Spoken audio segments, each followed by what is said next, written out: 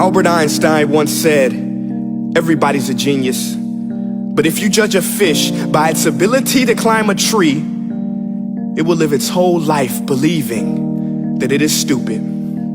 Ladies and gentlemen of the jury, today on trial we have modern day schooling. Glad you could come. Not only does he make fish climb trees, but also makes them climb down and do a 10-mile run. Tell me, school, are you proud of the things you've done? Turning millions of people into robots, do you find that fun? Do you realize how many kids relate to that fish swimming upstream in class, never finding their gifts, thinking they are stupid, believing they are useless? Well, the time has come, no more excuses. I call school to the stand and accuse him of killing creativity, individuality, and being intellectually abusive. He's an ancient institution that has outlived his usage. So, Your Honor, this concludes my opening statement, and if I may present the evidence of my case, I will prove it. Proceed. Exhibit A. Here's a modern day phone. Recognize it? Here's a phone from 150 years ago. Big difference, right? Stay with me. Here's a car from today, and here's a car from 150 years ago. Big difference, right? Well, get this. Here's a classroom of today, and here's a class we used 150 years ago. Now, ain't that a shame? In literally more than a century, nothing has changed. Yet you claim to prepare students for the future? But with evidence like that, I must ask, do you prepare students for the future or the past? I did a background check on you and let the record show that you were made to train people to work in factories, which explains why you put students in straight rows, nice and neat, tell them sit still, raise your hand if you want to speak, give them a short break to eat, and for 8 hours a day, tell them what to think. Oh, and make them compete to get an A letter which determines product quality, hence grade A of meat. I get it. Back then, times were different. We all have a past. I myself am no Gandhi. But today, we don't need to make robots zombies. The world has progressed. And now we need people who think creatively, innovatively, critically, independently, with the ability to connect. See, every scientist will tell you that no two brains are the same. And every parent with 2 or more children will confirm that claim.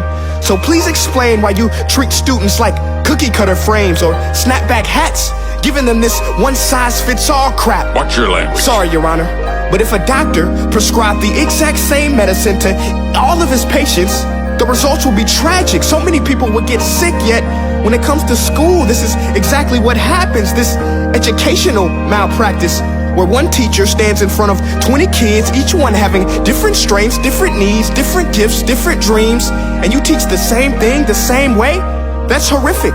Ladies and gentlemen, the defendant should not be acquitted. This may be one of the worst criminal offenses ever to be committed.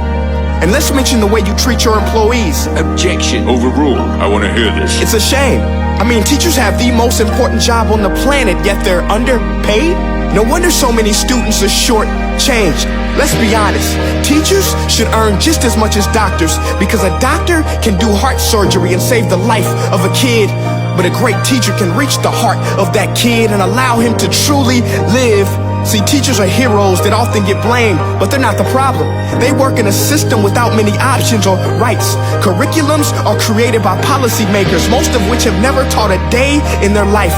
Just obsessed with standardized tests. They think bubbling in a multiple choice question will determine success. That's outlandish. In fact, these tests are too cruel to be used and should be abandoned, but don't take my word for it. Take Frederick J. Kelly, the man who invented standardized testing, who said, and I quote, "These tests are too cruel to be used and should be abandoned." Ladies and gentlemen of the jury, if we continue down this road, the results will be lethal. I don't have much faith in school, but I do have faith in people. And if we can customize healthcare, cars, and Facebook pages, then it is our duty to do the same for education, to upgrade and change and do away with school spirit, because that's useless. Unless we're working to bring the spirit out of each and every student, that should be our task. No more Common Core. Instead, let's reach the core of every heart in every class. Sure, math is important, but no more than art or dance. Let's give every gift an equal chance. I know this sounds like a dream, but countries like Finland are doing impressive things. They have shorter school days, teachers make a decent wage, homework is non-existent, and they focus on collaboration instead of competition. But here's the kicker, boys and girls.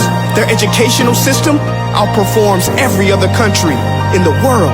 Other places like Singapore are succeeding rapidly. Schools like Montessori, programs like Khan Academy. There is no single solution, but let's get moving.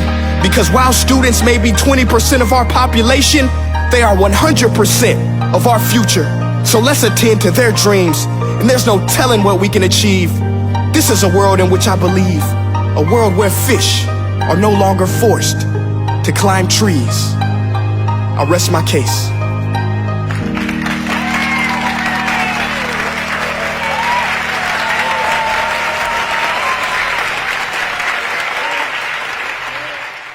Hey guys, thank you so much for watching that video. Now, if you haven't joined the family yet, this is what I want you to do. I want you to click like on this page and click see first so that you never miss a beat. Now, for more insider information, offers, and just special challenges, go to my website at princeea.com and sign up for my personal email list. And the last thing I want you to do, you listening? Make each breath count. Peace.